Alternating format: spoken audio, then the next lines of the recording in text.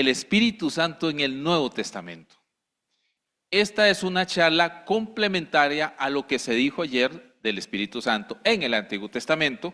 En el Nuevo Testamento es donde se describe con mayor claridad que el Antiguo Testamento la naturaleza y la obra del Espíritu Santo. No es que no aparece en el Antiguo Testamento, es que las menciones simplemente dan por sentado y no explicativas. Es el Nuevo Testamento donde sí hay una dedicación mayor a la naturaleza y a la función del Espíritu de Dios.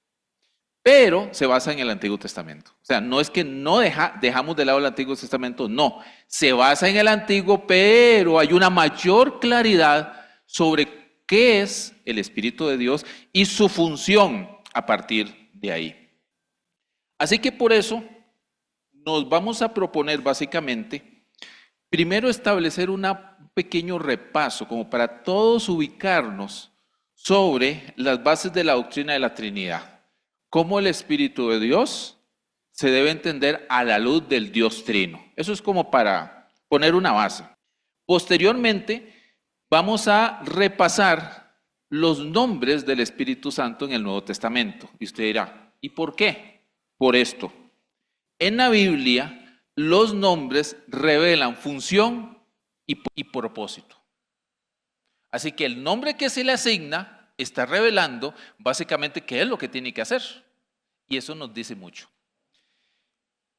Y nos vamos a dedicar, aunque es el rol del Espíritu Santo, lo que es en el Nuevo Testamento, hay un texto clave que quiero proponer como el que nos va a ayudar a entender el resto de las menciones del Espíritu de Dios en el Nuevo Testamento. O sea que entender ese pasaje o esos pasajes nos va a ayudar a entender los demás. Esto es lo que los expertos llaman una clave teológica, hermenéutica y exegética. Entiendes ese pasaje, entenderás el resto. Porque el resto se entiende a la luz de este pasaje. ¿Sí? Eso está en el Evangelio de San Juan.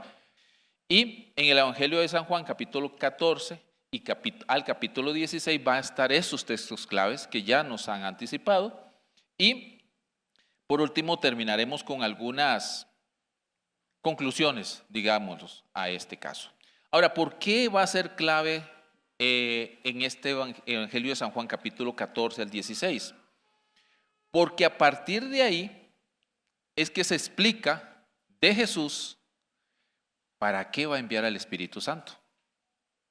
Entendiendo eso, entonces vamos a entender cómo el Espíritu vino en el libro de Hechos, pero cómo los expositores de las cartas van a explicar cómo el Espíritu de Dios está funcionando en ese momento, su rol y misión, que es la clave porque sigue funcionando así.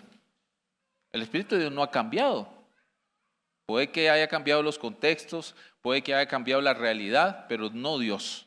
Así que la manera como el Espíritu de Dios actuó con la iglesia del primer siglo, esos principios quedaron registrados en las cartas. Pero a la luz de entender el Evangelio de San Juan, capítulo 14 al 16. Eso es la base para entender el resto. Entonces ahí se va entendiendo eso. Y si lo logramos captar, sabemos cómo hoy va a funcionar. Así que me dirigiré al primer punto, hablando un poco sobre la doctrina de la Trinidad. Un Dios, tres personas, o como los teólogos le llamaron en algún momento, el triuno. Tres personas, un solo Dios. Eso significa, como bien los teólogos lo han expresado, que hacemos una declaración, un solo Dios. Pero este Dios se ha expresado en el Padre, el Hijo y el Espíritu Santo. Por eso decimos que el Padre es Dios, que el Hijo es Dios y que el Espíritu Santo es Dios. No son tres dioses como dicta muchas de las afirmaciones en el pasado, un solo Dios. Y usted me va a decir, ¿y cómo es eso? Por eso se le llama el misterio de la Trinidad. El misterio no es algo que yo no pueda entender. El misterio es un proceso de vida para entender. Eso lo hace emocionante. Yo aprendí hoy algo, qué emocionante, pero me falta más. Por eso se le llama misterio. Misterio no es, uy, qué miedo. Misterio es básicamente algo que escapa al entendimiento humano, pero no significa que no lo pueda entender. Lo que significa es que es una aventura de vida para crecer en ese entendimiento. Tendremos esta vida y la eternidad para entenderlo. Amén. Así que yo espero que le anime a decir, wow, ese misterio qué difícil. Mis queridos hermanos, de eso se trata la fe. Así que el misterio de la Trinidad es importante. ¿Por qué? Porque el Espíritu de Dios, el Espíritu Santo, expresado en la Trinidad, cumple una función importante en la redención. Es el que aplica la redención, es el que santifica. Así que en el Nuevo Testamento el Espíritu cumple una función vital. Es revelar la voluntad y la obra de Dios a los creyentes. Y también cumple la función de santificar a los creyentes. Esto es importante porque nosotros afirmamos que la salvación es trinitaria. Dios el Padre elige, Dios el Hijo redime, Dios el Espíritu Santo santifica. Dios Trino intervino en la salvación de tu vida. El Padre te llamó, el Hijo te redimió, el Espíritu te santificó. Aleluya. Esa es una misión trinitaria de salvación. Así que la Trinidad ha intervenido en la salvación de cada uno de nosotros. Y entender la naturaleza y la obra del Espíritu de Dios nos ayuda a entender cuál es esa función que Él tiene hoy en medio de nosotros. ¿Por qué? Porque ya se mencionó, el avivamiento no es una obra humana. El avivamiento es la intervención del Espíritu Santo en medio de nosotros. Así que entendiéndonos, no nos estará, ya está con nosotros, ya nos está avivando. Entonces, ese es básicamente un pequeño puente de la Trinidad. En el Nuevo Testamento hay muchos nombres que aparecen para el Espíritu de Dios. Yo he escogido básicamente 5, que solamente quiero mencionarlos. Sé que todos ustedes los conocen, pero mi deseo es ese nombre, verlo a la luz de lo que significa en términos de su función. El más conocido y el más citado en el Nuevo Testamento 97 veces, obviamente puede variar según la versión, en este caso lo hice en la Reina Valera, aparece 97 veces mencionado, Espíritu Santo. Esa mención automáticamente nos habla de la santidad de Dios. Habla de quién es Dios, pero habla de la función que el Espíritu de Dios va a tener. Y Él es el que nos santifica. Habla que Dios es santo y por lo tanto el Espíritu nos va a santificar. Así que el Espíritu Santo no solamente es un nombre propio, revela su función. Él viene a santificarnos. Santificarnos no es otra cosa que apartarnos para cumplir una función específica. ¿Sí? Consagrarnos no es otra cosa que un apartarnos para cumplir algo específico. Y el Espíritu Santo ha venido a apartarnos, a santificarnos, a consagrarnos para servir a Dios y al mundo. O sea, el Espíritu Santo viene para que nosotros cumplamos una función. En ese caso quiero distinguir por un momento la diferencia entre ser santo y no pecar. No es que el Espíritu viene para que no pequemos. No, eso es un asunto nuestro. Yo soy el que debo comprometerme para decir, esto a Dios no le agrada, yo no lo hago. Él viene a santificarnos. Santificarnos no es que no peco, santificarnos es que me aparta para cumplir una función. En medio de ese proceso es que decido hacer cosas que no le agradan a Dios, pecados, para hacer cosas que sí le agradan a Dios, santo. ¿Sí? Es importante tener eso para no confundir el hecho de que ser santo significa es que no peco. Somos los santos de Dios. Es que no pecan. No, eso no tiene nada tiene que ver con eso. ¿Sí? Santificar es apartar para cumplir una función.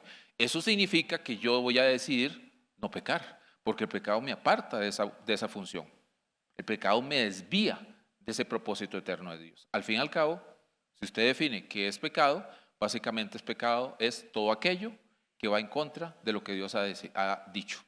Punto. Es un abuso de lo que Dios ha dado. Es seguir un camino que Dios no ha dicho que sigamos. Si Dios dice, este es tu camino, no, yo no quiero Dios, gracias, voy por acá. Okay. Ese camino, ese rechazar a Dios, como se mencionó en la charla anterior, eso es pecado. Porque voy contrario, otra dirección, otra ruta, contrario a lo que Dios ha determinado. Aunque en esa ruta no daña a nadie, me diga que es una buena persona, pero porque no estoy siguiendo el camino de Dios, esa es una vida de pecado. ¿Claros ahí? Entonces, el Espíritu Santo viene a santificarnos, nos aparta para cumplir una función. El segundo nombre, que aparece también bastante veces, 14 veces en el Nuevo Testamento, es Espíritu de Dios. Y este enfatiza tanto la naturaleza divina del Espíritu Santo como la unidad en la Trinidad, porque habla de Dios. Y por lo tanto, establece esta función que el Espíritu de Dios va a estar con su pueblo. O sea que Él viene a hacer la presencia de Dios en nosotros, pero sigue siendo Dios con nosotros. El Espíritu de Dios, y quiero unirlo con el otro, que es el Espíritu de Cristo. Es el otro término, bien interesante, que establece la relación con Jesús. Esta relación con Jesús que nos ayuda a entender que el Espíritu de Dios, el Espíritu de Cristo, el Espíritu Santo, viene de ellos a nosotros. Y esto es lo que muchos de los expertos en esta área hablan, de que el Espíritu Santo cumple una función procediendo del Padre y procediendo del Hijo. De tal manera que Él viene por la petición del Hijo al Padre para que envíe a su Espíritu a nosotros. Por eso hay una profunda relación con Cristo. Juan Calvino lo destacó de esta manera. Destacamos que se llama al Espíritu Santo Espíritu de Cristo, no porque el Hijo eterno de Dios esté unido por su esencia al Espíritu del Padre, sino porque se le llama así al postrer Adán, que ha venido del cielo para darnos su Espíritu vivificante. Jesús viene como el segundo Adán, pero también quiere que tengamos su Espíritu vivificante. Permítame replantearlo de esta manera. El Espíritu vino sobre Cristo, algo que voy a mencionar un poquito más ampliamente en unos minutos, y exactamente como vino sobre Él, Él quiere que venga sobre la iglesia. Por eso es el Espíritu de Cristo, porque lo que recibió Cristo de Dios el Padre, lo quiere para su iglesia. Ese es el Espíritu de Cristo. Es como si dijera así: Padre, me has dado tu Espíritu, ahora es mi Espíritu, el Espíritu de Cristo. Yo quiero dárselo a ustedes, la iglesia. Por eso es el Espíritu de Cristo. En ese sentido, estamos unidos a Cristo porque tenemos el Espíritu de Cristo, o sea, el Espíritu Santo. El Espíritu Santo, Espíritu de Dios, Espíritu de Cristo. El otro es Espíritu de verdad. Enfatiza una función sumamente importante y es guiarnos a toda verdad. Sin el Espíritu de Dios no podremos entender las Escrituras. Él fue el encargado de revelar la palabra de Dios, hoy es el encargado de iluminarnos el entendimiento. Él nos va a guiar a toda verdad. Intentar entender las Escrituras sin el Espíritu de Dios es intentar leer las Escrituras a medianoche en oscuridad. Requerimos del Espíritu de Dios para que ilumine nuestro entendimiento, porque Él es la llave que abre todo el conocimiento celestial revelado en las Escrituras. El Espíritu de verdad. El otro término que voy a extenderme en un punto es consolador. El término en griego es paráclitos. Ese es un término que puede ser traducido como consolador, abogado, pero tiene dos significados más también: ayudador o un auxiliador. Este término se menciona en los textos de Juan, que ahorita voy a mencionar, y también se menciona en la primera carta de San Juan, el capítulo 2, que habla de Cristo como nuestro abogado, paráclitos. Y en Juan, el Evangelio, habla que el Espíritu Santo es nuestro paráclitos. O sea, uno dice, pero es la misma palabra. Sí, vamos a tener que entender, porque lo que dijo Juan en su carta está relacionado con lo que Jesús dijo que Juan registró en su Evangelio.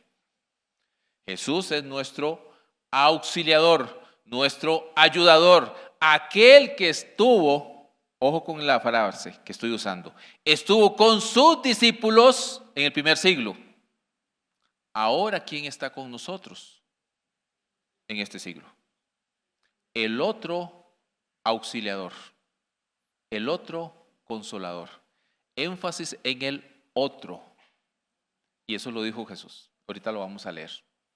Entonces, hay una relación entre este que viene a auxiliar, a ayudarnos, a consolarnos, a estar con nosotros, a abogar por nosotros, que eso es lo que hace un abogado, por cierto. Hablando de la imagen de un juicio, si uno se pone a ver un juicio, espero que nunca estén en uno, pero si ustedes han visto, usted sabe que la razón de ese juicio es a quien se está juzgando.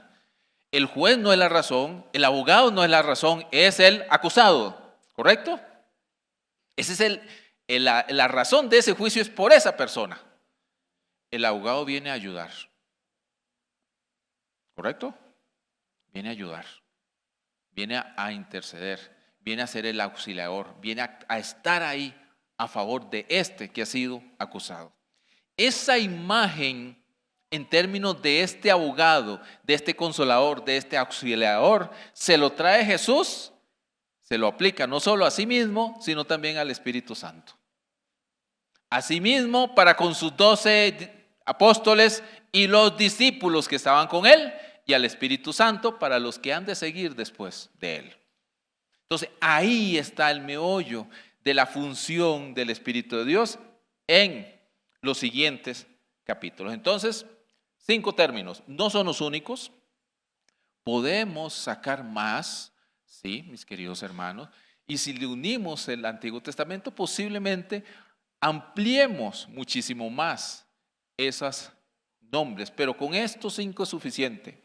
El Espíritu Santo, el que nos santifica, el Espíritu de Dios, el Espíritu de Cristo, aquel que viene de parte de ellos, el Espíritu de verdad, el que nos guía a toda la verdad, y el consolador. Esos nombres señalan la función del Espíritu Santo. Él viene a hacer una función importante. Entonces cabe una pregunta: ¿para qué fue enviado el Espíritu de Dios? Ya dijimos que fue enviado por el Padre y por el Hijo. ¿Para qué fue enviado el Espíritu Santo?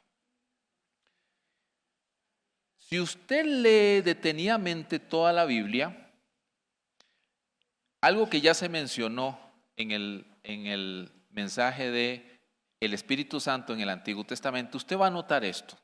Permítame resumírselo de esta manera. Desde Génesis hasta el libro de Hechos, el Espíritu desciende y asciende. Viene y se va. Desciende a crear todo de la nada en el libro de Génesis. Desciende para traer la palabra de Dios y cambiar la vida de personas, como libros proféticos nos lo narran. desciende para habitar entre su pueblo y en el templo, como los libros históricos del Antiguo Testamento lo dicen, pero Ezequiel nos dice que y la nube de Dios subió del templo y se fue. Esa imagen de Ezequiel es lo que pasó a la luz de todo el Antiguo Testamento. Viene y va, viene y va. Llega el Nuevo Testamento y Jesús hace esta declaración en Juan capítulo 16, verso 7. Les conviene que yo me vaya. Imagínese usted siendo un discípulo y que Jesús le dice, les conviene que yo me vaya. Y todos como, ¿y qué vamos a hacer? Te vas a ir. Y lo que nos has pedido que hagamos. Imagínese usted siendo Pedro o Juan, escuchando, les conviene, les es mejor, es lo mejor que les va a pasar que yo no esté. Porque si no me voy, el Consolador, Paráclitos, no vendrá a ustedes. Pero si yo me voy, yo se los enviaré.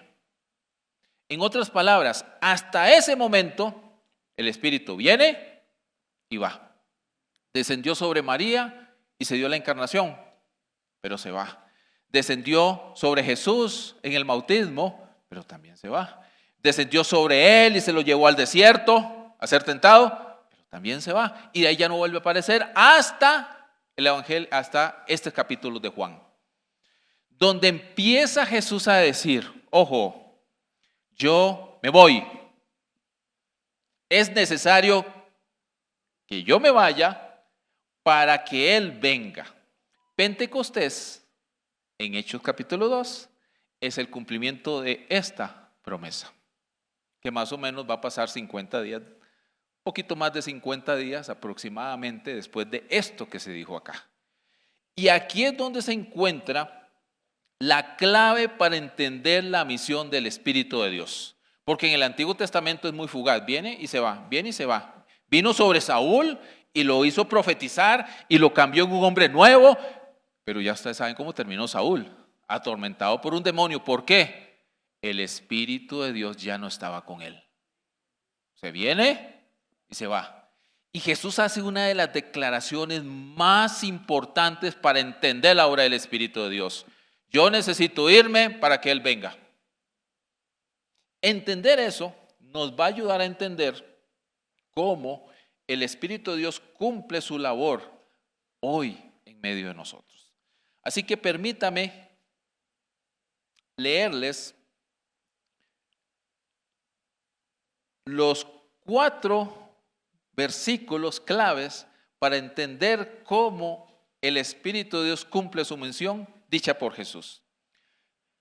Juan capítulo 14, verso 16 y el verso 26. Este es el último momento en que Jesús está dándole las últimas instrucciones a sus discípulos. Horas después va a estar siendo juzgado. Horas después va a ser pasar su pasión. Horas después va a morir. Está a horas de morir. Este es su último encargo, su último mensaje, su último sermón, las últimas palabras que van a escuchar, como usted quiera decirlo. Así que hay que prestarle atención. Yo me voy a concentrar solo en estos 4 versículos. El capítulo 14, verso 16 y el verso 26. El capítulo 15, el verso 26. Y el capítulo 16, el verso 7. ¿Sí? 15, 26, 16, 7. Todos estos versículos obviamente están anclados en un gran mensaje, su último sermón, sus últimas palabras, sus últimas oraciones, pero son claves estos versículos. Así que permítame rápidamente solo leérselos. Y a partir de ahí ir hilando cómo se entienden estos versículos a la luz de la función del Espíritu Santo que va a cumplir a partir de la muerte, resurrección y ascensión de Jesús. A partir de su ascensión entra Él en escena y Él va a cumplir lo que Jesús dijo acá. O sea, ¿qué quiero decirles, mis queridos hermanos, para que quede bien claro?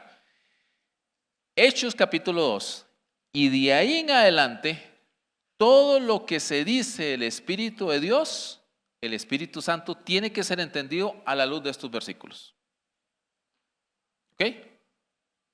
Y ahorita voy a mencionar más. 14 y 16. Yo rogaré al Padre y Él os dará otro consolador. La pregunta es, ¿y quién es el primer consolador? Jesús. O sea, Jesús los está auxiliando, ayudando. Sí, esa es la traducción que tienen nuestras versiones, consolador. Pero vamos a ver, consolador tiene una connotación importante, pero el término paráclitos no solo significa consolar, tiene más definición. Un ayudador, un animador, uno que está ahí a la par. ¿Sí? Esa es la imagen de un consolador, uno que está ahí a la par tuya, no se te despega, para que cumplas algo. ¿Ok? El otro consolador, para que esté con ustedes el fin de semana, el día del culto, el día que oran, el día que se reúnen, nada más. ¿Qué dice su Biblia? Para siempre. Él va a estar ahí ayudándonos para siempre. O sea que usted termina esta actividad, se va para su casa y ahí va el Espíritu Santo. Va y se mete al baño a hacer lo que usted tenga que hacer, ahí está el Espíritu Santo. Va y se acuesta, ahí está el Espíritu Santo. Se levanta y va a ir a trabajar, a cocinar, a atender las situaciones de la casa, al esposo, los estudios, trabajo. Lo que usted haga, mi querido y amado hermano y hermana, que es avivamiento. Entender que Él está conmigo.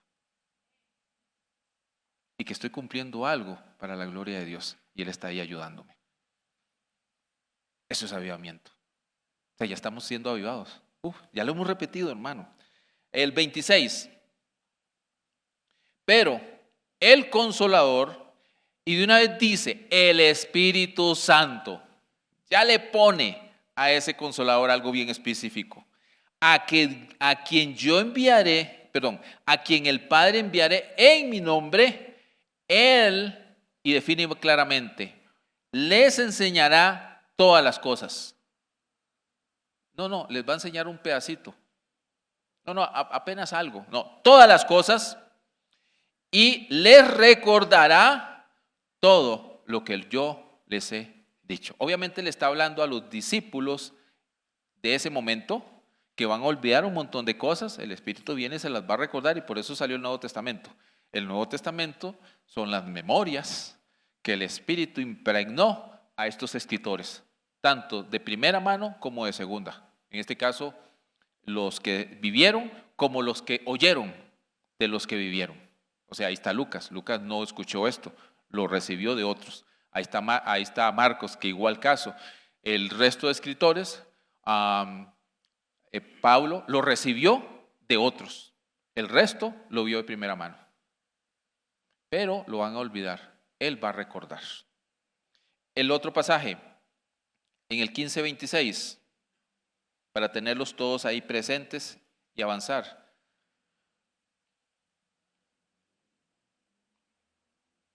Pero cuando venga el Consolador, a quien yo enviaré del Padre, el Espíritu de verdad. Ya dijimos qué significa eso. El cual procede del Padre, Él dará testimonio acerca. ¡Wow! No sé si usted tiene la costumbre de subrayar su Biblia. Subráyela. Este es un favor para ustedes. Subráyela. Y mañana va a entender esa palabra. Testimonio. No voy a mencionar porque eso lo voy a hablar mañana. Testimonio. Palabra clave. Él dará testimonio acerca de mí. Y el otro texto, el capítulo 16, verso 7. Pero yo les digo la verdad, les conviene que yo me vaya, porque si no me voy, el Consolador no vendrá a vosotros, pero si me voy, yo se los enviaré. Claro, lo necesitamos para que dé testimonio, lo necesitamos para que nos recuerde las cosas, lo necesitamos para que nos enseñe la verdad, lo necesitamos. Y Jesús lo sabía, por eso dice, les conviene que yo me vaya. De todo esto que hemos dicho, hay que mencionar, Consolador básicamente es alguien que viene a aliviar una pena, una molestia, una fatiga, alguien que está con nosotros en momentos difíciles. pero también significa consolador, un auxiliador, uno que está ayudándonos, animándonos, uno que viene y nos da lo que no tenemos para cumplir una labor, como un abogado. El abogado maneja las leyes, viene y nos dice, mira, hay que hacer esto y esto y esto porque esto dice la ley. Viene a ayudarnos, ¿para qué? Cumplir una labor. El Espíritu Santo viene a avivarnos para cumplir una labor. Está conectado a eso. Sin yo entender que tengo que cumplir, el Espíritu no me va a ayudar, porque me viene a ayudar para cumplir algo. Ese cumplir algo, le pongo un asterisco y usted puede decirlo, mañana lo van a saber. Ahora entendamos esta parte. El Espíritu Santo entonces es un auxiliador, un ayudador, un consolador. Él viene a colaborar en la misión de Jesús que Jesús les entregó a los discípulos. O sea que Jesús les dijo, esto es lo que ustedes vienen a hacer y el Espíritu les va a ayudar. Esa es una función importante del Espíritu de Dios. El Espíritu Santo va a continuar con la misión de Jesús a través de los discípulos. Entonces Jesús les encomienda a ellos, que nos lo encomendaron a los que seguían, que le encomendaron a los que seguían y que nos la encomendaron a nosotros y nos dio el Espíritu Santo.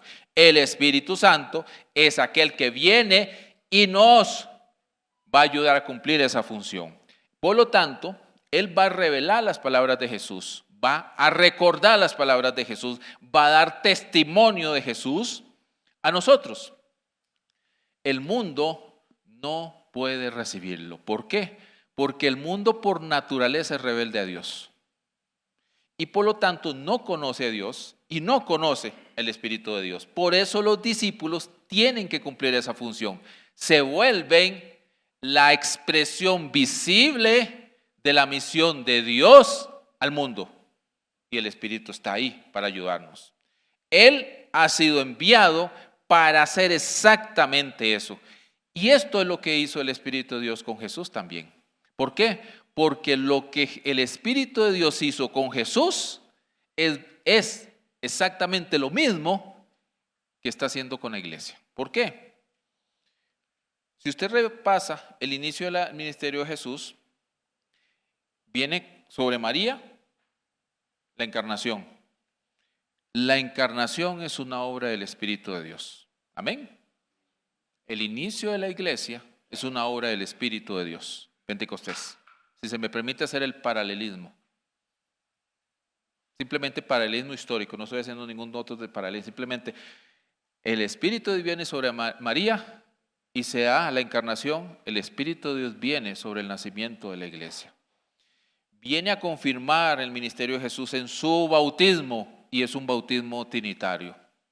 El cielo se abrió, se escuchó una voz y les pareció ver, les dio la idea como que algo descendía como en forma de paloma, como algo, el Espíritu de Dios, y ahí está Cristo.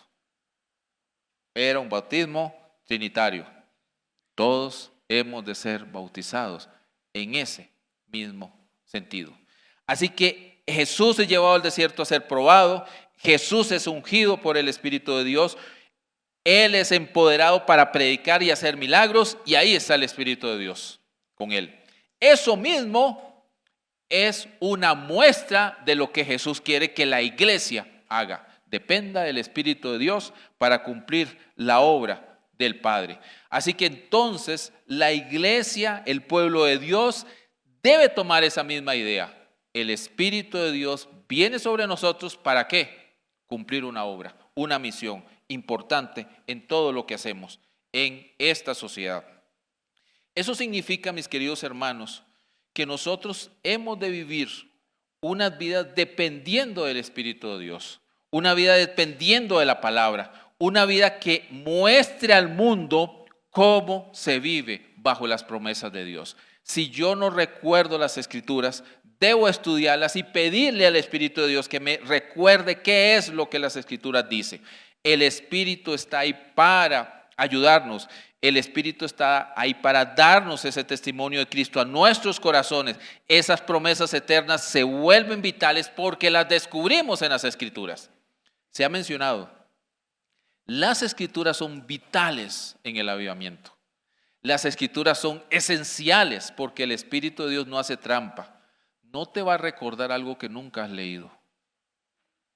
No te va a permitir compartir un mensaje que nunca has estudiado, ni indagado, ni escudriñado. Eso es hacer trampa.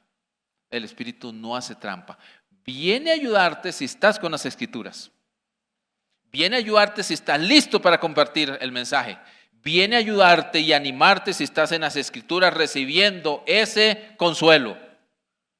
Si el Espíritu de Dios te da testimonio a ti, te afirma una verdad eterna, te llena de gracia santificadora, te ilumina el entendimiento, entonces tu vida está siendo avivada. Eso es clave, ¿para qué? Para mostrarlo al mundo. De lo que se trata no es de cuánto yo me siento bien, de lo que se trata es de cuánto puedo mostrar al mundo, de lo que Dios me ha dado. Esto nos lleva a afirmar y ser bien claros que el Espíritu de Dios viene a ayudarte para que cumplamos la misión que Dios nos ha encargado. Él viene a darnos testimonio de Jesús para que nosotros demos testimonio al mundo de Jesús. Él viene a afirmarnos que procede del Padre para afirmar que Dios me envió al mundo a dar testimonio de Jesús. Eso es importante, que el Espíritu viene a llenarme de verdad para mostrar la verdad al mundo perdido. Él me viene a dar gracia para mostrar gracia, amor al mundo. Lo que Él me da, lo he de expresar a otros en este mundo. Esa es una forma clara para poder entender la obra del Espíritu de Dios en mi vida para con el mundo. ¿Sí? Entonces, si tú oras algo que el Espíritu de Dios que tú quieres que te dé, ¿en qué debes pensar? ¿Cómo eso bendice la vida de otro? Si solo es para ti, voy a ser bien honesto. No sé si me volverán a invitar, pero voy a ser bien honesto. El Espíritu no te lo va a dar. Pero si lo pides por causa de bendecir a otros, sí te lo va a dar. Porque Él viene a dártelo a ti para usarte a ti en canal a otro. Él te da testimonio de Cristo, te da la verdad, te ilumina. Hazlo con otros. Da testimonio de Cristo. Ya el Espíritu te lo dio. La misión del Espíritu Santo es ser nuestro ayudador en la obra de Dios. Entonces, lo primero que tenemos que hacer es decir, ¿a qué nos ha llamado Dios? Perfecto, a esto, Espíritu de Dios, ven sobre nosotros y vamos a cumplir esa obra. Eso es básicamente, Él es nuestro ayudador, Él es el que está ahí. Entonces nosotros, mis queridos hermanos, podemos decir básicamente que Él está en medio de la iglesia porque al principio fundó la iglesia en el Pentecostés y a partir de ese nacimiento ha ayudado a la iglesia en la misión de Dios y madurar a través del tiempo. Por eso, nosotros podemos afirmar que el libro de Hechos es la continuación del ministerio de Jesús terrenal en los discípulos. Y este ministerio terrenal de Jesús continúa con sus discípulos porque el Espíritu de Dios está ahí. O sea que si usted y yo somos discípulos de Jesús, la obra terrenal de Jesús continúa con nosotros en esta ciudad, en este país, en este mundo, porque el Espíritu de Dios está con nosotros. Todos los demás escritos del Nuevo Testamento no son otra cosa que una explicación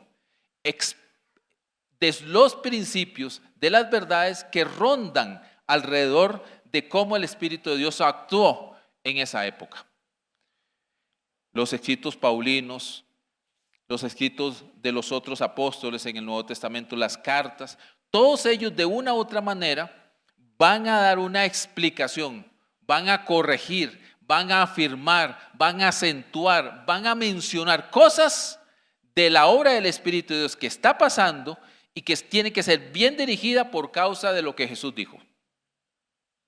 ¿Sí? Entonces sale Pablo Y en 1 Corintios 14, 12 al 14, es donde están los dones espirituales, pero habla también del amor y habla de otras cosas alrededor de la función del Espíritu de Dios. Si usted la lee a la luz de esto, entonces es más sencillo. La iglesia está llena de dones que el Espíritu de Dios le dio, pero esos dones están siendo usados para ellos mismos. Y Pablo le dice, no, los dones han sido dados para servir a otros.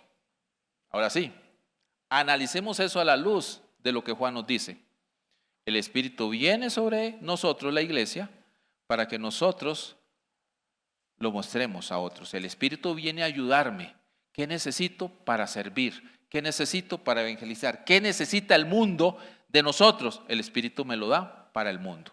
Ellos dijeron, no, Él me lo dio a mí, yo soy el carga. No, ninguno de ustedes tiene más. Entonces hay una distorsión de los dones, porque los dones se quedaron en el portador. Y Pablo dice, no, los dones son para otros, no para mí, son para servir. El que quiera ser el más grande, lo dijo Jesús, esté dispuesto a ser el menor sirviendo. El Espíritu viene a ayudarnos para servir. Los dones mostrados en Corintio, en Éfeso y en la carta de Hebreos están colocados en ese mismo contexto. Te los da para que sirvas a otros. Y entonces podemos entender que esa es lo que Pablo está explicando, porque el mejor de todos estos es el amor. ¿Qué es el amor? Servir. Servir a Dios, servir al prójimo. En eso consiste la ley, en eso consiste el amor. En eso está el Espíritu de Dios para darnos amor, servir, para darnos dones, para servir. Si usted quiere un don y no está pensando dónde va a servir, mi hermana, mi hermano, no pida ese don. Si usted piensa, Señor, yo quiero servir aquí, necesito este don, ore. El Espíritu lo va a dar. No porque usted lo necesita, no, porque lo necesita otros. No usted. Eso es la explicación de todo lo que se menciona en el resto del Nuevo Testamento. Inclusive Apocalipsis, que tiene una frase hermosa, donde dice en el capítulo 21, una linda súplica, una oración magistral, un canto. El Espíritu de Dios y la esposa del Cordero, suave. Ahí está el Espíritu de Dios que ayudando a la esposa del Cordero. ¿Quién es? La iglesia. Aún al final de la historia, ahí está el Espíritu de Dios, junto con la iglesia haciendo un clamor. Ven, Señor Jesús. Aleluya. Ese clamor de que ven, Señor Jesús, es el clamor del Espíritu de Dios con la iglesia. En ese caso, una hermosa expresión, una escena hermosísima, donde afirma una vez más que el Espíritu de Dios en el Nuevo Testamento es nuestro ayudador. La misión de la iglesia es anunciar el Evangelio a todo lado. El Espíritu va a estar ahí. La misión del Espíritu de Dios es afirmar las promesas eternas de Dios en tu corazón, en el corazón de todos los creyentes, para que caminen con esperanza de que sí es posible una nueva vida en Cristo Jesús. Una iglesia que quiera ser guiada por el Espíritu de Dios debe unirse en oración, debe arrepentirse. Nosotros como iglesia evangélica hemos abusado del Espíritu de Dios. Lo hemos considerado como un dador de dones para nuestra satisfacción personal y no como aquel que está con nosotros ayudándonos a cumplir la labor. Debemos humillarnos y aprender de los discípulos que estaban listos para ser guiados por el Espíritu de Dios, donde el Espíritu de Dios quería, no donde yo quiero. La guía del Espíritu de Dios es vital para vivir para la gloria de Dios en oración. Mis queridos hermanos, Dios nos está avivando hace tiempo. Y muy probablemente hemos creído que el avivamiento son ciertas formas, Pero una de las cosas que usted tiene que irse y con lo cual yo estoy profundamente comprometido es que ya Dios está avivando. Tal cual Elías en el monte, Dios se le apareció en el silencio, en un silbo apacible, en un silencio que habló, en algo que nadie puede explicar. Y ahí está la presencia de Dios. Cuando alguien ora arrepintiéndose y volviéndose al Señor, ahí Dios está presente. Dios está con ustedes. Y nuestra oración es que continúe de poco a poco a poco. Somos nosotros los cargados con el tiempo, Dios no. Un día para Dios son un montón para nosotros. O sea, a Dios no le precisa el tiempo. A nosotros sí. Y nuestra carga de tener éxito. Y queremos tener éxito. Y usted no encuentra eso en la Biblia. Lo que encuentra es viva para la gloria de Dios. Comparta lo que Dios te ha dado con otros. Y solo así vamos a ver poco a poco, día tras segundo, momento tras momento, cambios a nuestro alrededor. Que el Señor les bendiga y que siga avivando más sus corazones hoy y siempre. Amén. Muchas gracias, Pastor Minor. Respecto al pasaje bíblico en el cual dice que los dones son repartidos a cada uno en particular, según como él designa, ¿debemos esperar a descubrir qué dones hemos recibido o solicitar los dones que vemos son necesarios para el servicio? Lo pondría de esa manera. ¿Cuáles son las necesidades? ¿Qué es donde debo servir? Y a partir de ahí, que venga el don, en ese caso. ¿Sí? Si hay una profunda necesidad de predicadores, necesidad de predicar la palabra, que venga dones necesarios para esa área, etcétera, etcétera. Entonces, más que decir, venga el don por sí mismo, es, bueno, Señor, ¿qué es la necesidad? Y a partir de esa necesidad, hacerlo, en ese caso. Obviamente también hay otras consideraciones, no es la única, pero hay otras, porque se requiere habilidades innatas en las personas. Hay cosas que le aseguro que yo no haría y no pido esos dones, aunque haya la necesidad, yo más bien impulsaría a otros, porque no, eso no es lo mío, no es una cosa que me emocione, que me encante. Entonces también eso hay, pero sí es ver la necesidad, a partir de ahí, pum, que vengan los dones. Otra pregunta dice, cuando alguien se aleja de Dios, ¿el Espíritu Santo sigue sobre él? Esa es una pregunta que puede tener muchos matices, muchas respuestas. Entonces yo me preguntaría, ¿realmente era creyente? Muy feo, pero hermanos, voy a ser bien honesto, necesitamos hacer esa pregunta. Mi experiencia en mi país y en mi iglesia y en mi zona donde yo vivo, tenemos mucha gente que va a la iglesia, pero no ha nacido de nuevo, no se ha convertido. ¿Pero por qué va a la iglesia? Porque de niño se va, nadie los ha confrontado. No, tienes que nacer de nuevo. Mis hijos han estado toda una vida en la iglesia. Y usted me pregunta, ¿y sus hijos son cristianos? No son cristianos porque yo soy cristiano, no. Y yo se les he dicho a mis hijos, así como ustedes me están escuchando, a mis hijos los he sentado y les digo, usted no es cristiano porque su mamá y su papá son cristianos. Usted tiene que nacer de nuevo. Usted tiene que tener una profunda relación con Dios. Mi hijo tiene 19 años. Usted tiene que tener una relación con Dios. Ya su mamá y yo podemos orar por usted, pero si usted no se entrega a Jesús, si usted no vive por Jesús, usted mientras esté en esta casa a la iglesia va a ir, eso sí. Aquí, el día que usted no quiere ir a la iglesia es el día que usted se va de la casa. O porque usted quiere hacer su vida como quiera, sí. Pero en esta casa eso no es optativo. ¿Por qué? Porque tu compromiso y mi compromiso es con Dios. Si tú no quieres, bueno, eso es otra historia. Pero vas a respetar esta casa, que esta casa, tu papá, tu mamá y todos los que estamos aquí servimos a Dios. Con respeto, con amor, te lo digo hijo, te lo digo hija. Pero entonces la pregunta ¿es cristiano? ¿Realmente es cristiano? Y si se alejó, ¿por qué? Antes de decir que si el Espíritu de Dios está con él, es ¿por qué te estás alejando y de qué te estás alejando? ¿De Dios o de una situación congregacional que requerís perdón? Mis queridos hermanos, tenemos las herramientas. Si te alejaste, ¿por qué te dieron perdón? O sea, definir si está el Espíritu de Dios, hijo hermano, esa es una pregunta muy, muy difícil. Más es ir al hermano que se está alejando y buscar que continúe con el Señor. Busque otra congregación, pero debes perdonar, debes vivir para Dios, porque si te vas alejando, solo estás demostrando que nunca estuviste cerca. Gracias. Hay varias preguntas. Dice, ¿cómo puedo reconocer la acción del Espíritu Santo en mi vida cotidiana? ¿Estás leyendo la Biblia?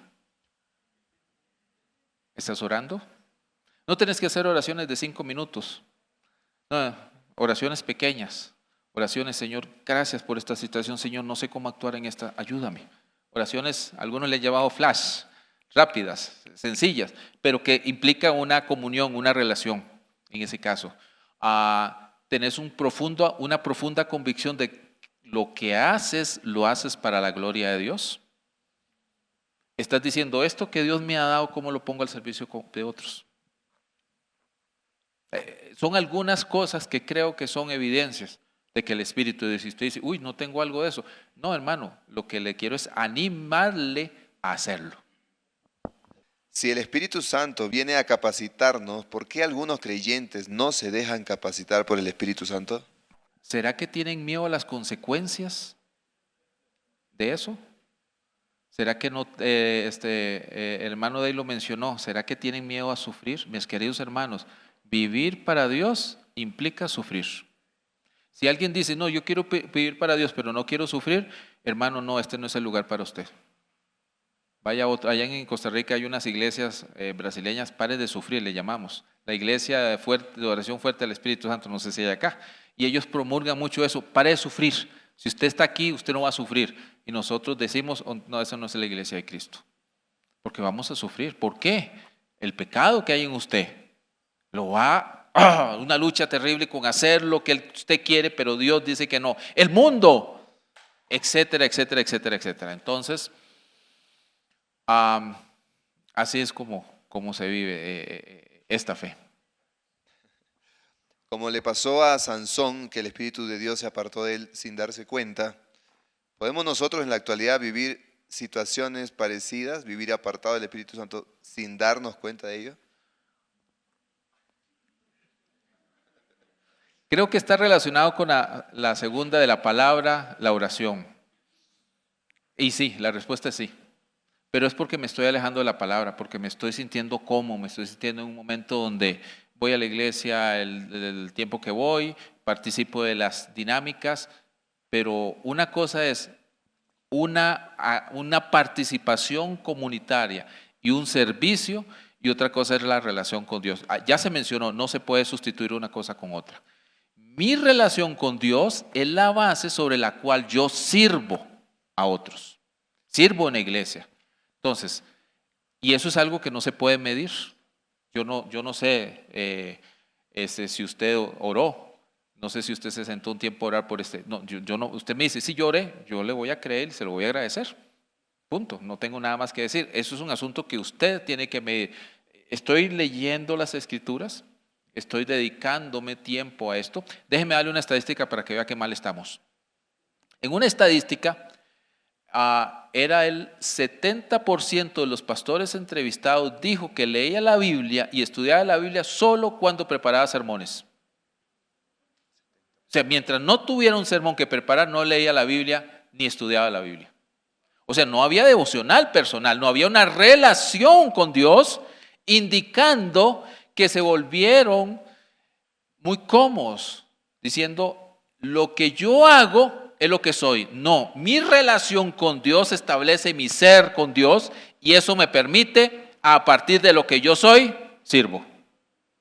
Entonces, en otras palabras, usted debe darle importancia a su relación con Dios, porque eso es importante para que usted sirva a Dios. No es uno ni lo otro, las dos.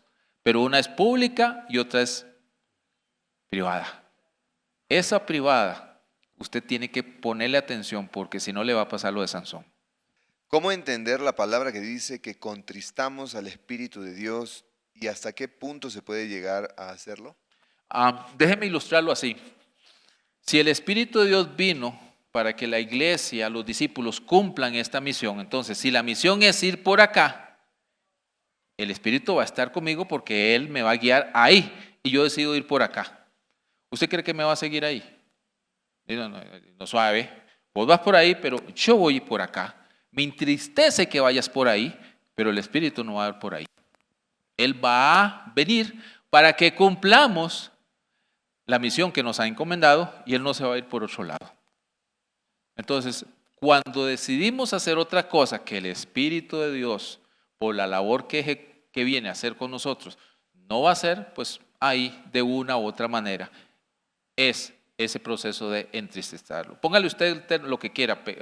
Estoy viviendo en algo pecaminoso que a Dios no le gusta. Estoy tomando unas decisiones que hieren a los demás. Póngale lo que usted quiere hacerlo. O simplemente dice, yo sé que Dios me envió a hacer eso, pero no quiero hacerlo. O sea, hay muchas posibilidades, tanto muy terribles como no tanto, pero al fin y al cabo el Espíritu viene sobre nosotros para que hagamos algo, y el hecho de que no queramos hacerlo, de una u otra manera es diciendo el Espíritu, pero ¿entonces para qué estás aquí?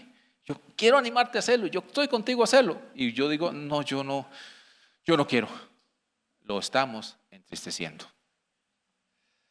El Espíritu del Señor se apartó de Saúl y un espíritu malo de parte del Señor lo atormentaba.